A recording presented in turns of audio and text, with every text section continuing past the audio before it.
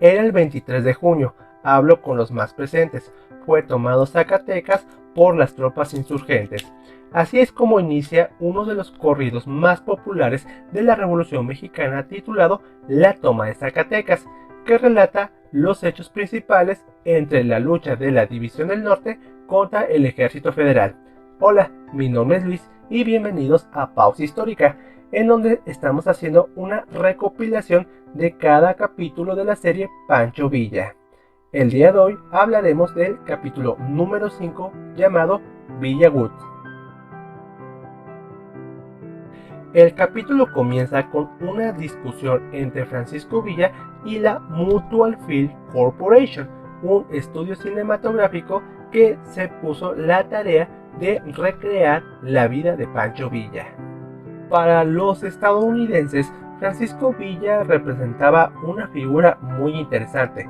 Para algunos era más que un simple bandolero, para otros era una especie de Robin Hood y para otras personas representaba algo muy exótico de México. Y por tanto, la industria cinematográfica de Hollywood tuvo la brillante idea de filmar a Francisco Villa y ver cómo era hacer una revolución muy cerca de su país. Quien sería la encargada de filmar a Francisco Villa fue la Mutual Film Corporation, que firmaron un contrato con el Centauro del Norte. En este se estipulaba que la Mutual Film Corporation le iba a pagar $25,000 a la División del Norte, les iban a dar uniformes y parte de la taquilla de las películas a cambio de que Francisco Villa les permitiera filmar tanto la vida del caudillo como las principales batallas que estaban estableciendo la División del Norte. Evidentemente, filmar batallas era algo único en esos momentos y era evidente que no se sabía cómo hacerlo y además las cámaras no estaban preparadas para filmar en las noches y por tanto le indicaron a Francisco Villa que algunas tomas de batallas solamente podían ser realizadas durante el día. Y así fue. Francisco Villa organizó varios ataques contra algunos objetivos durante el día para que estos pudieran ser filmados. De este material filmado salieron dos películas, siendo la más importante llamada Live o General Villa, que se centra en dos partes. Uno, hablando sobre los orígenes del caudillo, retomando su vida de bandolero, y dos, retomando las principales batallas hasta el momento. Y para filmar la primera parte, contrataron a un actor llamado Raúl Wash. Lamentablemente, este filme se perdió con el transcurso de los años y solamente nos queda algunos cortes y el contrato que firmó Villa con la Mutual Film Corporation. Volviendo a los acontecimientos de la Revolución Mexicana, la División del Norte había tomado la ciudad de Torreón y le habían propinado un fuerte golpe al ejército federal que tiene que abandonar el norte del país para refugiarse en la ciudad de Zacatecas. Zacatecas, ubicado en la región centro-norte del país, representa uno de los últimos bastiones del ejército huertista, dado que si cae Zacatecas ya no hay nada que impida que los revolucionarios tomen Ciudad de México y por tanto tienen que fortificar la ciudad para resistir lo más que se pueda. Y para ello, Venustiano Carranza ya había advertido que Francisco Villa estaba ganando demasiada influencia que sobrepasaba al primer jefe del ejército constitucionalista, es decir, al mismo Venustiano Carranza, y por tal motivo busca destituir al propio general Villa del mando de la División del Norte, pero como habíamos visto en el capítulo anterior, sus hombres son más fieles al propio Villa que al mismo Carranza. Otra acción que toma Venustiano Carranza es tomar Zacatecas con solamente el ejército del noreste y manda al general Pánfilo Natera y a 6,000 hombres para tomar la plaza, pero fracasan en los primeros días de junio de 1914. A raíz de este fracaso, se necesita al apoyo de la División del Norte. En un principio, Venustiano Carranza solamente solicita 5,000 hombres de la División del Norte para que se sumaran a los 6,000 de Pánfilo Natera, pero aquí Pancho Villa toma la iniciativa y decide mandar a todos los efectivos de la División del Norte, aunque no estuvieran de acuerdo con Venustiano Carranza.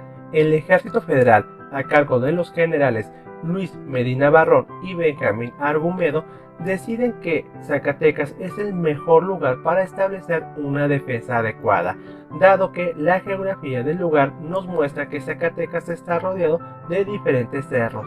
De esta manera, la caballería de los villistas resulta totalmente inútil, dado que es necesario escalar los cerros para poder tomarlos y de ahí atacar a la ciudad. Por tanto, esta batalla va a ser principalmente entre artillería e infantería.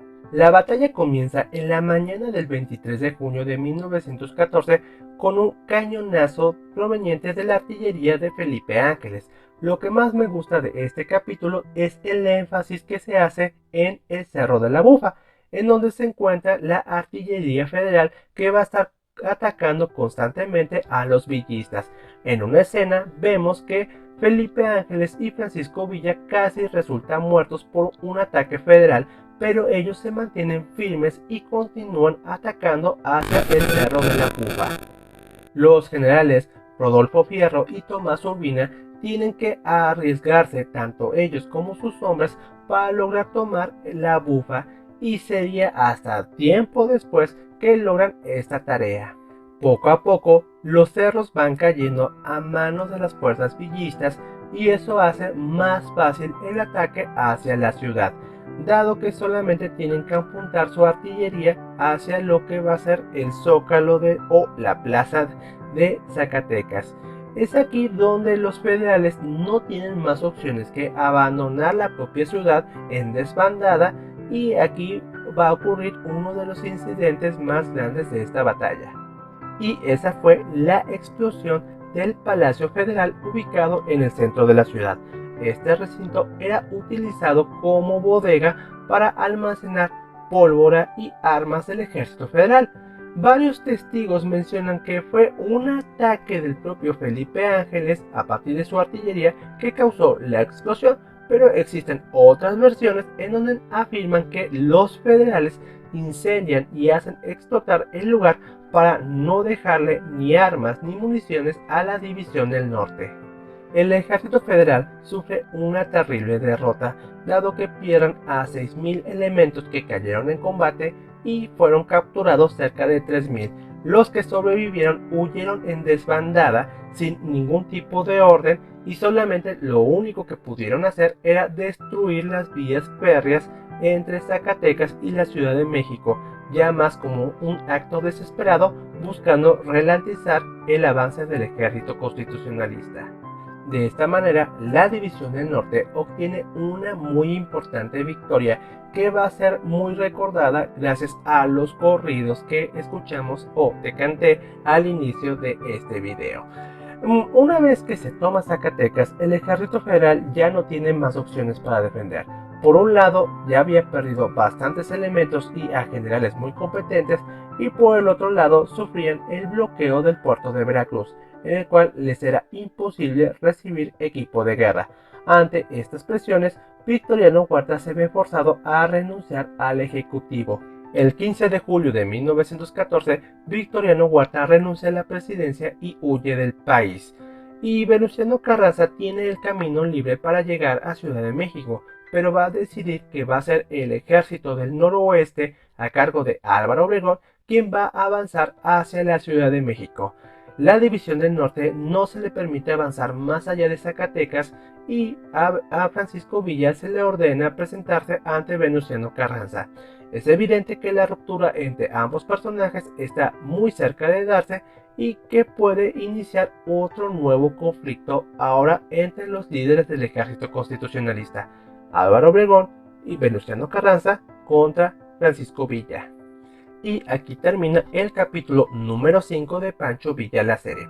A decir verdad, este capítulo es muy corto en cuanto a trasfondo histórico en comparación con los anteriores, dado que este capítulo se centra mucho en lo que fue la batalla de Zacatecas, que a decir verdad, a mí me gustó mucho la recreación, dado que explican muy bien los objetivos de la División del Norte, cómo lo van a lograr y finalmente cómo sucedió, en donde hacen mucha énfasis en el duelo de artillerías entre ambos bandos y lo brutal que fue este encuentro militar. Y aquí dejamos este video. Si te gustó, favor darle un me gusta, comentarlo y compartirlo con tus conocidos. Te recuerdo que te puedes suscribir al canal de Pausa Histórica, en donde además de los análisis de Pancho Villa también podemos hablar de otras temáticas de la historia de México o de la historia universal. Y mi nombre es Luis y nos vemos en el siguiente video. Adiós.